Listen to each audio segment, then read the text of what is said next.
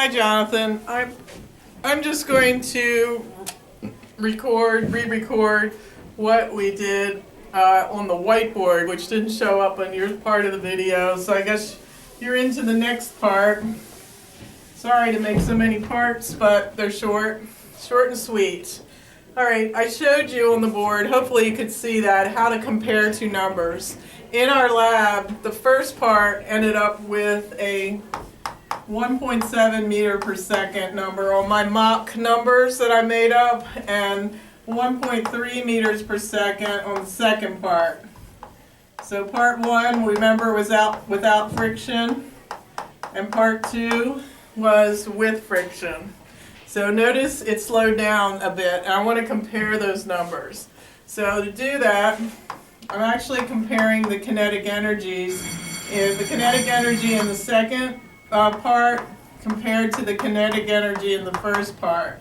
So I get 1/2 mv squared in the second part divided by 1/2 mv squared in the first part. Notice the 1/2 and the m's cancel, so all we have to do is compare velocity squared in the second part over velocity in the first part, also squared. So the numbers come out, the velocity in the part one and part two. So this is 1.3 quantity squared, and this is 1.7 quantity squared. And when we do that, someone told me it came out to 0.58.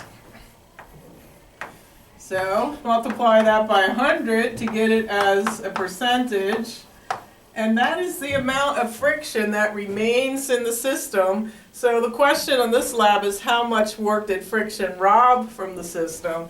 So we have 100% is what it started with, and this is how much remains. So the difference is 42%.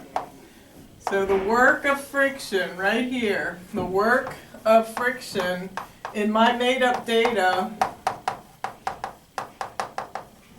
the work of friction in my made-up data was 42%. That seems to be a bit high, that friction would rob almost half the energy out of the system. But I know friction, he's pretty nasty robber of energy, so it might be that high in our labs. But again, I made up the numbers to show you how this works out. So you can go ahead and plug in your numbers from your lab and come up with this number.